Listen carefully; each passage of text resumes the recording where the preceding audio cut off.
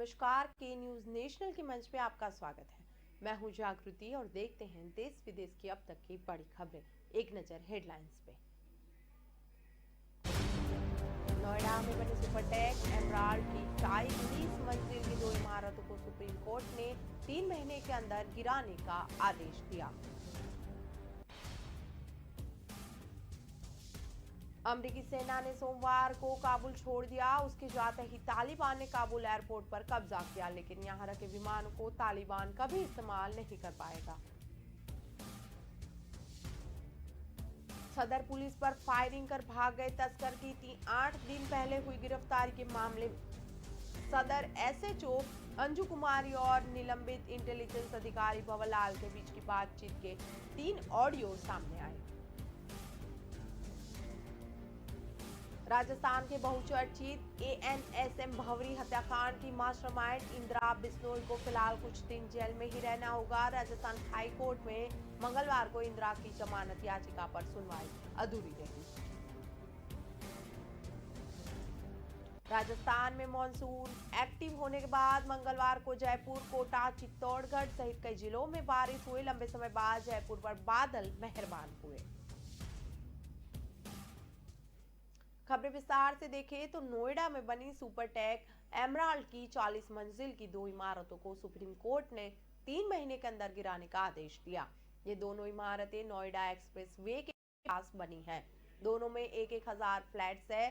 Supreme court ने कहा कि जब नक्शा पास हुआ था, जब दोनों टावरों की अथॉरिटी से अनुमति नहीं ली गई, नियमों का उल्लंघन करने यह टावर बनाया गया है। सुप्रीम कोर्ट में जस्टिस डीवाई चंद्रचूड़ और एमआर शाह की बेंच ने यह फैसला सुनाया।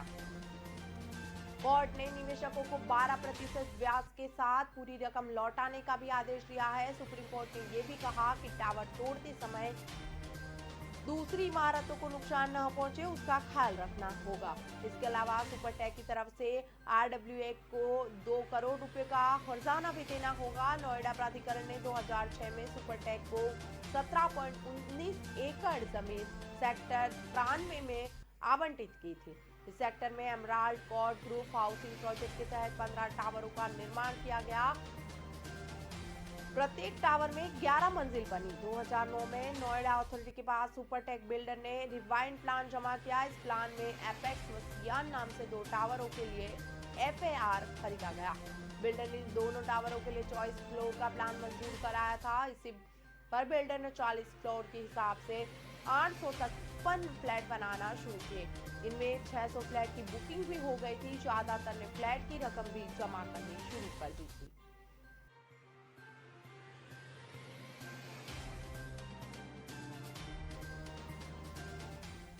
अमेरिकी सेना ने सोमवार रात को काबुल छोड़ दिया, जिसके जाते ही तालिबान ने काबुल एयरपोर्ट पर कब्जा कर लिया, लेकिन यहां रखे विमानों को तालिबान अब कभी इस्तेमाल नहीं कर पाएगा।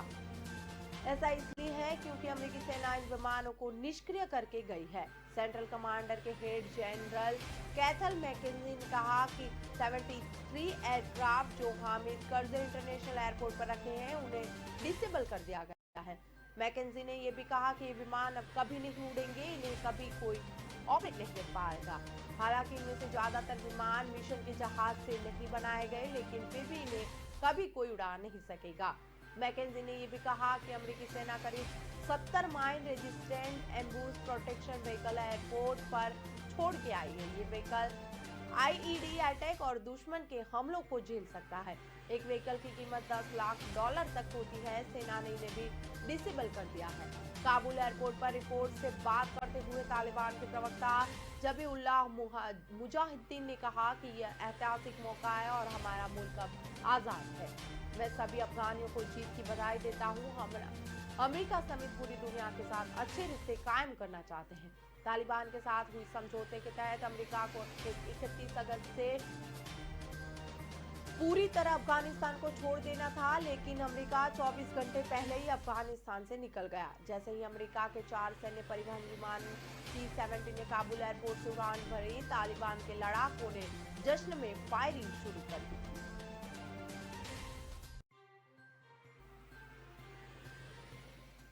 सदर पुलिस पर फायरिंग कर भागे तस्कर की 8 दिन पहले हुई गिरफ्तारी के मामले में सदर एसएचओ अंजू कुमारी और निलंबित इंटेलिजेंस अधिकारी भवरलाल के बीच की बातचीत के 3 ऑडियो सामने आए। इन ऑडियो के आने के बाद इस पूरे मामले में नया खुलासा हुआ। सामने आया है कि पुलिस जिसे गिरफ्तारी बता रही थी, असल में वो तस्कर का सरेंडर था। ऑडियो की बातचीत में सदर एसएचओ अंजू कुमारी निलंबित इंटेलिजेंस अधिकारी को ये कहती भी सुनाई दे रही है कि एसपी साहब ने कहा है कि इस तस्कर को पकड़कर थाने नहीं लाना, इसे तो उड़ाना है। सोमवार देर शाम ऑडियो एसपी अभिजीत सिंह के पास भी पहुंच गए। अभिजीत सिंह ने बताया कि उनकी सदर एसएचओ अंजू कुमारी से तस्कर मामले को लेकर ऐसा कोई बात नहीं हुई थी और ये गैर जिम्मेदाराना बयान है। उन्होंने तुरंत कार्रवाई करते हुए सदर एसओ अंजू कुमारी को लाइन हाजिर कर दिया और साथ ही विभागीय जांच भी शुरू करने का आदेश दिया।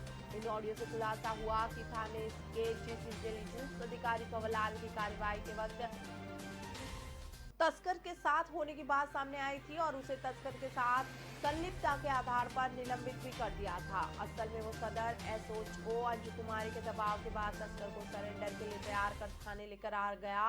इस दौरान इस बात की पूरी जानकारी वो फोन पर बार बार सदर एसओ अंजू कुमारी को भी दे रहा था। अंजू कुमारी ने पुलिस टीम भेजकर बीच रास्ते में तस्कर गणेश राम को गिरफ्तार करवाया और उसके साथ में इंटेलिजेंस अधिकारी भवरलाल को भी पकड़ लिया।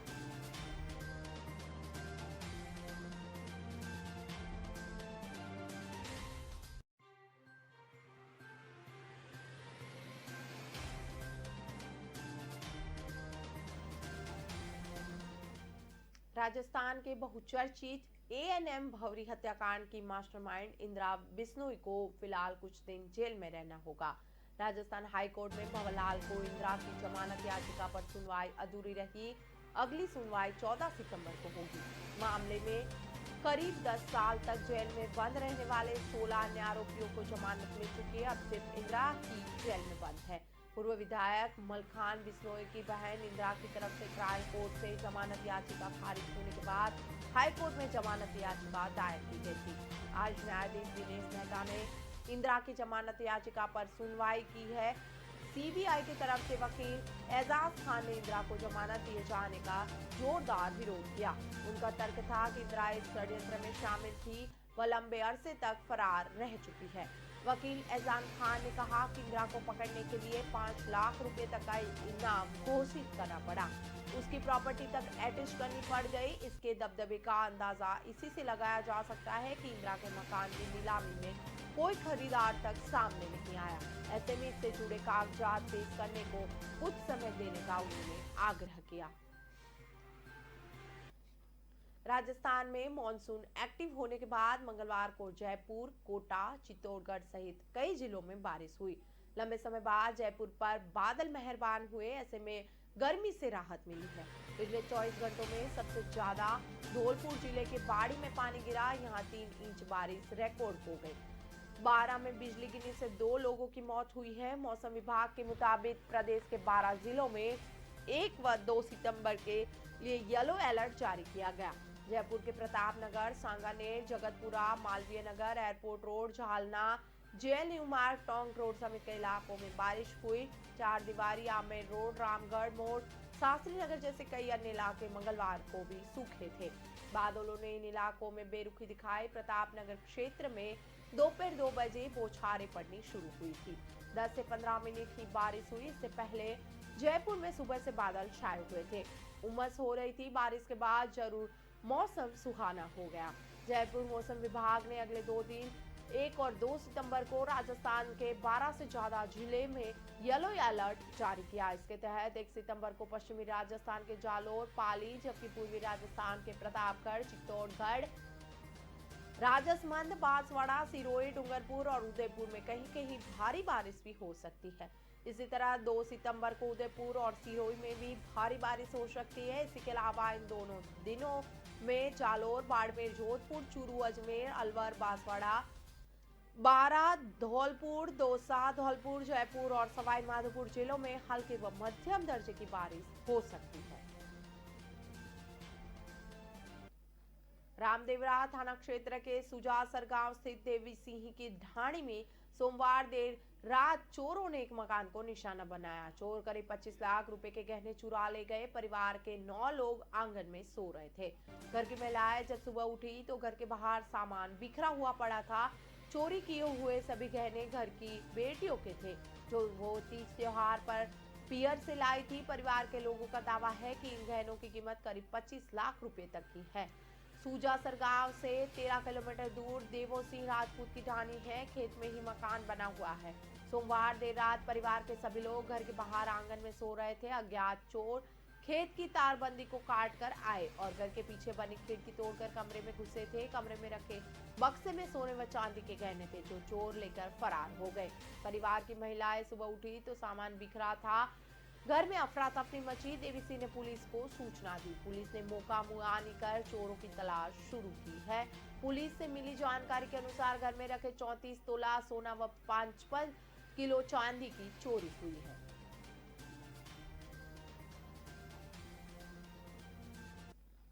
फिलहाल वक्त हो चला है ब्रेक का। ब्रेक के बाद तुरंत मिलेंगे।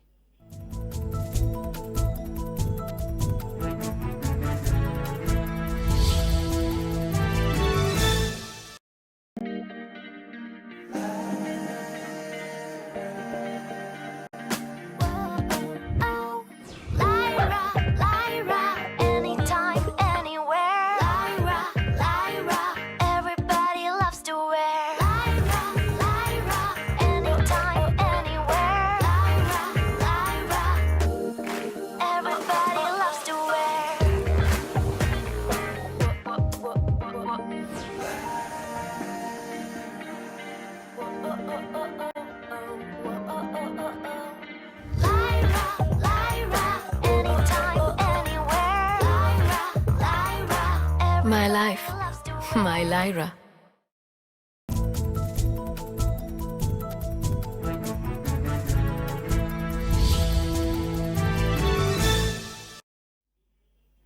ब्रेक के बाद एक बार फिर के न्यूज नेशनल के मंच पे आपका स्वागत है।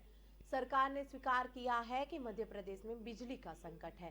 सरकार के प्रवक्ता एवं प्रदेश के गृह मंत्री नरोत्तम मिश्रा ने मंगलवार को कहा कि बिजली संकट की वजह बारिश कम होने से बांधों में पर्याप्त पानी नहीं है, साथ ही कोयले की कमी और प्लांट में तकनीकी दिक्कत के कारण बिजली का उत्पादन प्रभावित हुआ है। इसे 5 दिन में ठीक कर लिया जाएगा। बिजली की अघोषित कटौती के खिलाफ कांग्रेस के आंदोलन को लेकर गृह मंत्री ने मीडिया को बताया कि जनता को मालूम है शिवराज सरकार ने ही प्रदेश को दिग्विजय शासन काल के अंधेरे से निकाला है। बिजली कटौती के संबंध में बीजेपी विधायक के मुख्यमंत्री को लिखे पत्र पर उन्होंने कहा कि जनप्रतिनिधि जनभावनाओं से सरकार से अवगत कराते हैं। उन्होंने यह भी कहा कि सभी का अपनी बात रखने का अपना अंदाज होता है। बता दें कि प्रदेश में अघोषित बिजली कटौती को लेकर कांग्रेस बड़े आंदोलन की तैयारी कर रही है। ग्रामीण इलाकों में 10 से 15 घंटे तक बिजली बंद होने से सबसे ज्यादा किसान परेशान है।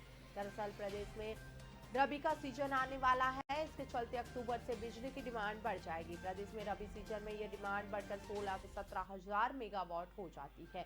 ऐसे में बिजली का उत्पादन कम हुआ तो बिजली संकट गहराने के पूरे आसार है। पीसीसी के बाहर कमलनाथ का श्री कृष्ण के रूप में पोस्टर लगाने पर गृह मंत्री का कहना था कि धर्म का मुखौला उड़ाने का पूरी कांग्रेस ने मन बना लिया। पहले सोनिया गांधी को दुर्गा के रूप में प्रस्तुत किया और अब कमलनाथ को कृष्ण बनाया। इससे मूल राष्ट्रवाद और हिंदुओं की भावना आहत होती है। महान भारत को यह बदनाम भारत बोलते हैं। कांग्रेस की यह सोच जनता के सामने आ गई है। उत्तर प्रदेश के 3 जिलों में अनजान बुखार का प्रकोप बढ़ रहा है। सबसे ज्यादा खराब हालत फिरोजाबाद की है। रात में 4 लोगों की मौत हो गई। इनमें से 3 बच्चे भी शामिल थे। फिरोजाबाद में सोमवार को ही मुख्यमंत्री योगी आदित्यनाथ ने दौरा किया था। जिले में अब तक इन अनजान बुखार से मरने वालों का आंकड़ा 45 हो गया। हालांकि प्रशासन ने अब तक 39 मौतों की पुष्टि की। इसी तरह शनिवार को एक दिन के अंदर सहारनपुर के टपरी कला गांव में भी 4 लोगों ने दम तोड़ दिया। यहां 100 से ज्यादा लोगों का अभी इलाज चल रहा है। मथुरा के फरह ब्लॉक के 3 गांवों में 60 से ज्यादा लोग अनजान बुखार की चपेट में। फिरोजाबाद के न्यू अंबेडकर कॉलोनी में रहने वाले सुनील कुमार की 1 साल की बच्ची सानिया, नगला सिंधी क्षेत्र के जयसी का 7 साल का बेटा तरुण, छारबाग के रहने वाले धीरज कुमार के 7 साल का बेटा निखिल, प्रेमपाल की बेटी रेनू ने दम तोड़ा। इन सभी को पिछले कई दिनों से तेज बुखार था। सीएमओ डॉक्टर नीता कुलश्रेष्ठ का कहना है कि उन्हें इन मौतों के बारे में जानकारी नहीं है। प्रकाश नाथ कल 1 सितंबर 12:30 बजे माननीय नेता प्रतिपक्ष राम गोविंद चौधरी जी का हरदोई आगमन हो रहा है। नेता प्रतिपक्ष सर्वप्रथम समाजवादी पार्टी के जिला अध्यक्ष जितेंद्र वर्मा जीतू पटेल के आवास न्यू सिविल लाइन पहुंचाने जाएंगे। सपा जिलाध्यक्ष को स्वर्गीय माता उषा वर्मा जी को श्रद्धांजलि देकर शोक संवेदना व्यक्त करके श्री वर्मा के दुखी परिवार से मुलाकात भी करेंगे। उसके उपरांत 12:45 बजे नेता प्रतिपक्ष चौधरी जी सपा एमएलसी डॉक्टर राजपाल कश्यप जी के गांव मजरेता जाकर उनके पिता स्वर्गीय श्री सियाराम कश्यप जी के 13वीं कार्यक्रम में शामिल होकर शोक संवेदना व्यक्त करेंगे। जलियांवाला बाग के नवनीतीकरण पर विवाद गहरा रहा। कांग्रेस नेता राहुल गांधी ने ट्वीट कर इसे शहीदों का अपमान बताया। वहीं पंजाब के सीएम कैप्टन अमरिंदर सिंह ने स्पष्ट किया है कि बाग को दुरुस्त करवाना जरूरी था। कैप्टन भी शनिवार को जलियांवाला बाग के उद्घाटन समारोह में मौजूद थे। इससे पहले राहुल गांधी ने मंगलवार को स्मारक के पुनर्निर्माण को शहीदों का अपमान बताया और कहा कि जो शहादत का अर्थ नहीं जानता वही इस तरह का अपमान कर सकता है। राहुल गांधी ने बाग में किए गए बदलाव के बारे में एक ट्वीट कर उसमें एक मीडिया रिपोर्ट का हवाला देते हुए कहा कि जिसके अनुसार यहां बदलाव के नाम पर इतिहास को नष्ट किया गया है। शनिवार को प्रधानमंत्री मोदी ने जलियांवाला बाग के नए स्वरूप का उद्घाटन किया था। राहुल गांधी ने ट्वीट किया कि मैं एक शहीद का बेटा हूं, शहीदों का अपमान किसी भी कीमत पर बर्दाश्त नहीं करूंगा। हम इस अशोभनीय क्रूरता के खिलाफ है। एक अन्य ट्वीट में राहुल ने कहा कि जिन्होंने स्वतंत्रता के लिए संघर्ष नहीं किया वे उन लोगों को नहीं समझ सकते जिन्होंने ये संघर्ष किया।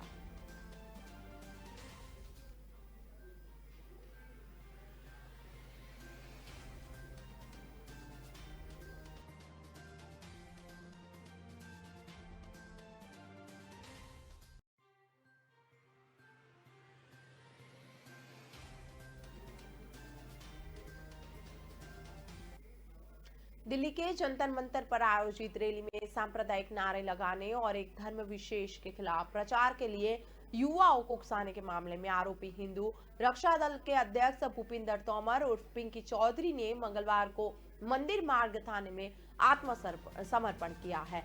आत्मसमर्पण के दौरान भारी संख्या में उनके समर्थक भी मौजूद रहे। वो लगातार पिंकी चौधरी जिंदाबाद के नारे लगाते नजर आए। मालूम हो कि सोमवार को एक वीडियो जारी कर पिंकी ने मंगलवार को दिल्ली पुलिस के समक्ष आत्मसमर्पण करने की घोषणा की थी। हालांकि उस वीडियो में वह अपने खिलाफ सभी आरोपियों के कथित तौर पर इनकार करता नजर आया था।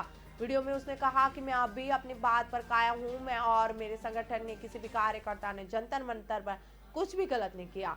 अदालत का सम्मान करता हूं। मैं कल 31 अगस्त को दोपहर करीब 12 बजे कनॉट पैलेस थाने में आत्मसमर्पण करूंगा और पुलिस के साथ सहयोग करूंगा। उन्होंने बाद में कहा कि गिरफ्तारी के डर से मैं कभी नहीं भागा। अदालत जाना हर व्यक्ति का अधिकार है और मैंने भी वही किया। मेरे खिलाफ सभी आरोप गलत और बेबुनियाद है। मैंने अपनी जिंदगी हिंदुत्व के लिए समर्पित की। जब तक मेरी सांस है मैं धर्म के लिए काम करता रहूंगा। सेंसेक्स देश का सबसे पुराना सूचकांक इसकी शुरुआत साल 1946 में हुई। इस इंडेक्स पर बॉम्बे स्टॉक एक्सचेंज के शीर्ष 30 शेयर शामिल होते हैं। हालांकि इस इंडेक्स का आधार वर्ष 1978 से 79 है, जब इसकी बेस वैल्यू 100 मानी गई थी। शेयर बाजार की सफर काफी उतार चढ़ाव वाला रहा। शेयर बाजार ने फिर इतिहास कायम कर दिया। सेंसेक्स ने पहली बार 57,000 का आंकड़ा पार किया है। इतिहास पर नजर डाले तो 25 जुलाई 1990 को सेंसेक्स पहली बार 1000 और 15 जनवरी 1922 को सेंसेक्स पहली बार 2000 के पार गया। इसके बाद 30 मार्च को 4000 का स्तर छुआ। इसके 7 साल बाद 1999 में यह 5000 के ऊपर बंद हुआ था। 11 फरवरी 2000 को इंट्राडे ट्रेडिंग के दौरान 6000 के पार गया, लेकिन 2 जून 2004 को ये 6000 के ऊपर बंद हुआ था। 7 फरवरी 2006 को सूचकांक 10,000 के पार बंद हुआ, यानी इसे 1000 से 10,000 तक पहुंचने में 16 साल लग गए। इसके अगले ही साल 2007 में इतने 2 रिकॉर्ड बनाए। जुलाई में ये 15,000 के पार गया, जिसके बाद दिसंबर में 20,000 के पार गया। 2014 को सेंसेक्स ने पहली बार 25,000 का स्तर पार किया। 35,000 तक पहुंचने में इसे 4 साल लगे।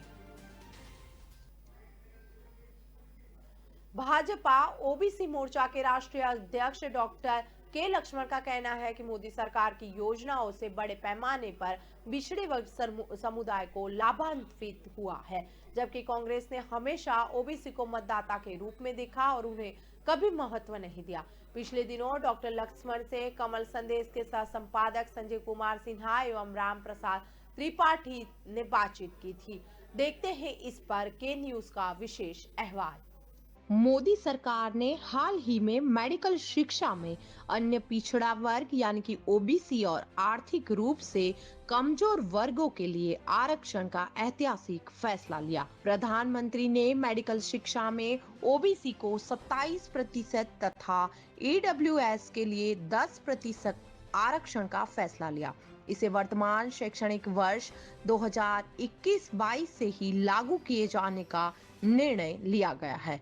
इसके अंतर्गत एमबीबीएस, एमएस, बीडीएस, एमडीएस और डिप्लोमा पाठ्यक्रमों में 5,550 छात्र लाभान्वित होंगे।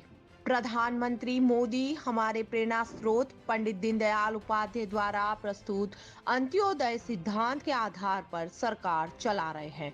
मोदी सरकार समाज के पिछड़े और कमजोर वर्गों के कल्याण के लिए प्रतिबद्ध है।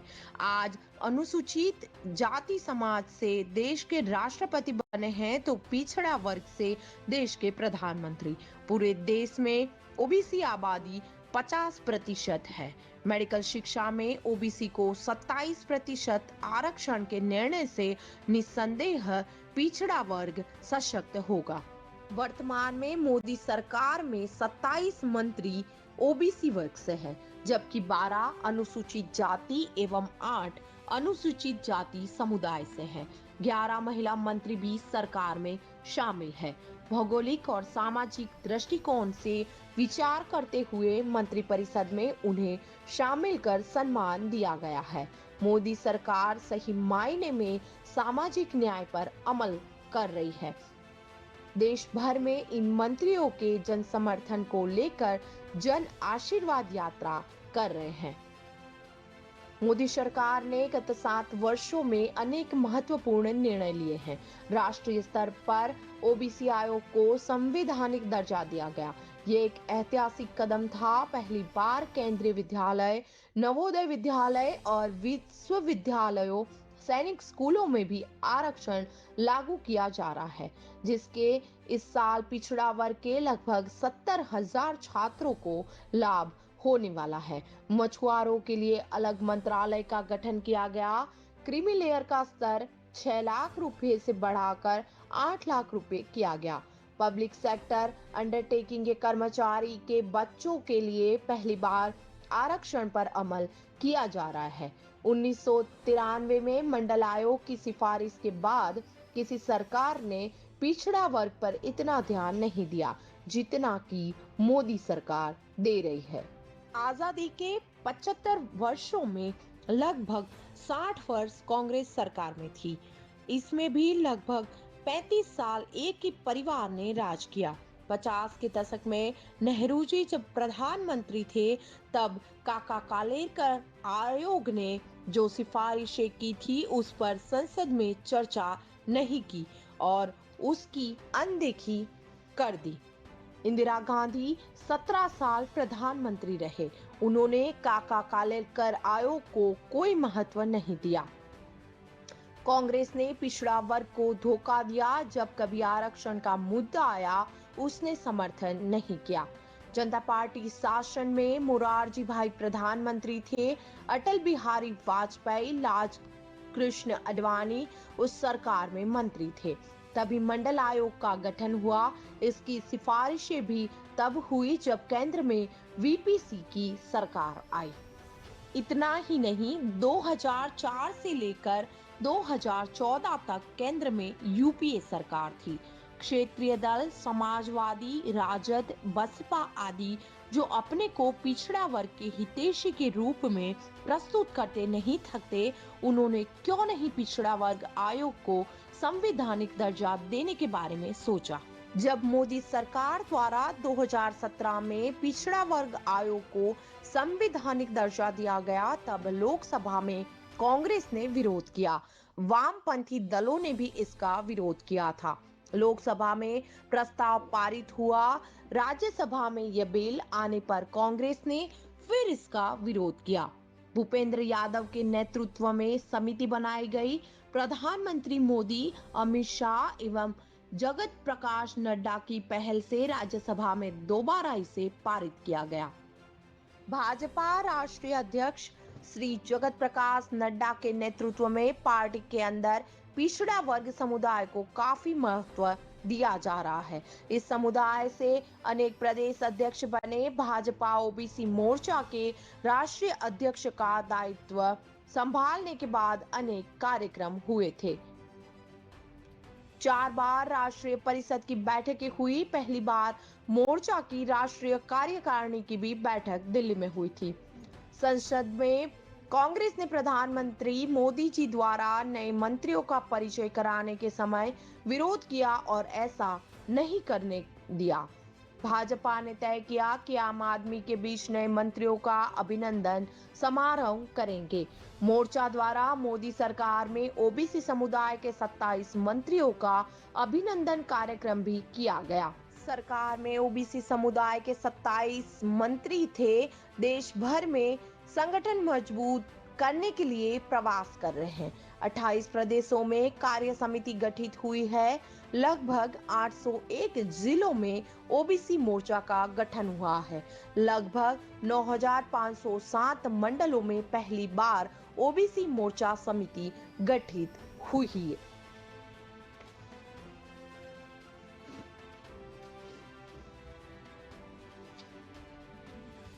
भाजपा ओबीसी मोर्चा की आगामी योजनाओं की बात करें तो पिछड़ा वर्ग आयोग नहीं बिठाया गया था। उसके बदले ओबीसी समुदाय में भाजपा की विचारधारा का प्रचार करेंगे, उन्हें मोर्चा से जोड़ेंगे। अन्य दलों द्वारा ओबीसी समुदाय को किस तरह धोखा दिया गया है, इसका पर्दाफाश करेंगे। ओबीसी मोर्चा मंडल से लेकर राष्ट्रीय स्तर तक घर घर दस्तक देगा, गांव-गांव पहुंचेगा और जन जन को जागरूक करेगा। पिछड़ा वर्ग का समर्थन लेने में भाजपा ओबीसी मोर्चा सक्रिय रूप से काम करेगा।